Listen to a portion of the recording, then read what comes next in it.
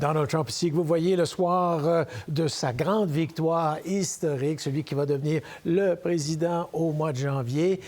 Mais entre-temps, avant qu'il atteigne ce bureau, qu'il retourne dans son bureau ovale, Isabelle Richer est là pour nous en parler. Le 26 novembre, à New York, il doit recevoir sa sentence, parce qu'il a déjà été trouvé coupable d'affaires de fraude électorale et de paiement à cette actrice pour film porno Stormy Daniels. Il sera devant les tribunaux le 26 novembre pour la peine? Bien, je ne sais pas s'il y sera, mais les experts disent que c'est assez peu probable que le juge Merchan prononce la peine le 26 novembre. D'abord, ses avocats ont déjà signifié leur intention de demander que ce soit reporté, parce qu'on sait que les avocats de Trump prétendent qu'il ne devrait pas être puni de ça parce qu'il devrait bénéficier de l'immunité présidentielle. Ça, c'est la dernière décision, enfin, une des nombreuses décisions qui le concernent, que les actes posés par un président devraient bénéficier d'une immunité. Sauf que dans ce dossier-là, c'était avant qu'il ne soit élu président. C'était pendant sa campagne. Pas dans l'exercice de ses fonctions. Ouais. Alors ça, c'est plus douteux comme argument.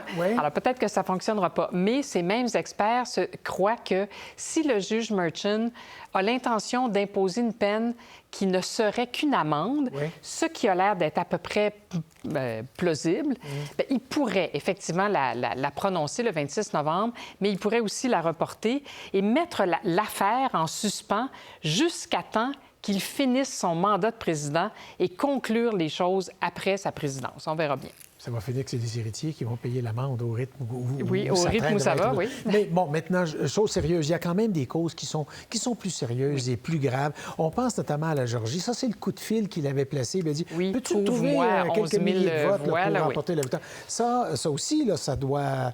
Qu'est-ce qui va arriver de ça? Bon, alors ça, c'est un peu différent parce que ça provient de l'État. C'est une poursuite étatique. Et ça, le président n'a pas de pouvoir sur les poursuites étatiques. Il ne peut pas les balayer, contrairement aux causes fédérales. Le fédéral, ça, il règne là-dessus, mais pas les États.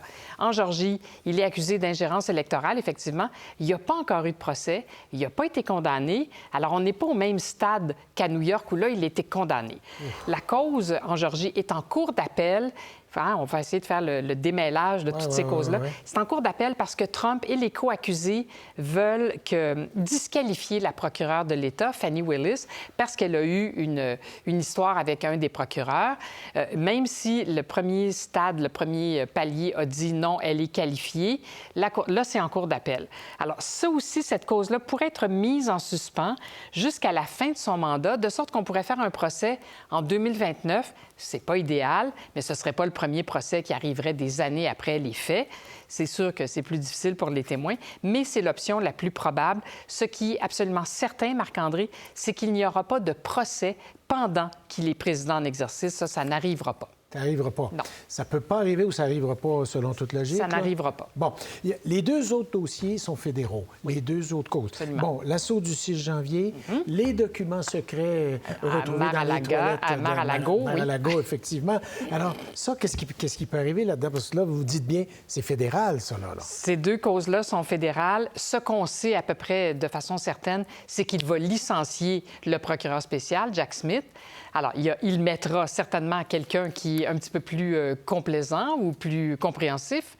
Alors, ça aussi, ça pourrait être abandonné, mais abandonné, ça ne veut pas dire mettre fin aux poursuites. Alors, est-ce que ça reprendra une fois qu'il sera redevenu un citoyen lambda? Je l'ignore, parce qu'il pourrait aussi se gracier avant même que les choses se produisent. On n'est pas obligé d'être condamné. On n'est pas obligé d'avoir fini le procès pour se gracier.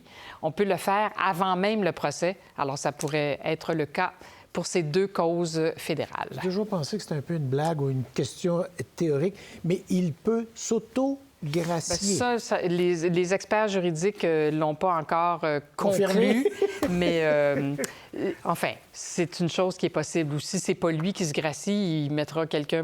Je le sais pas. Oui, Techniquement, je ne le sais pas. C'est ça. Mais aïe, aïe. Il va s'écrire du droit. Il va s'écrire du nouveau droit. Du nouveau droit. Ça arrive souvent. C'est une belle expression. Mais je ne suis pas sûre qu'on va commencer à l'écrire vers 11h30 parce que vous savez que Joe Biden parle à 11h. Alors, il est probable. Joe? Je n'irais pas ça à voir mon émission, mais je comprends que c'est... 15-20 minutes, là. Hein? Ça devrait être beau. Mais c'est la semaine pour ça. Alors, si Joe Biden déborde dans mon émission, bien, je m'inclinerai. Mais sinon, j'y serai à 11h30. Sinon, ce sera demain. On a eu la bonne idée de vous inviter tous les jeudis à 8h15. Voilà. Très bien. Merci, Isabelle. Au revoir. Bonne journée quand même. Merci. Pour voir nos émissions en entier, rendez-vous sur la chaîne Ici RDI.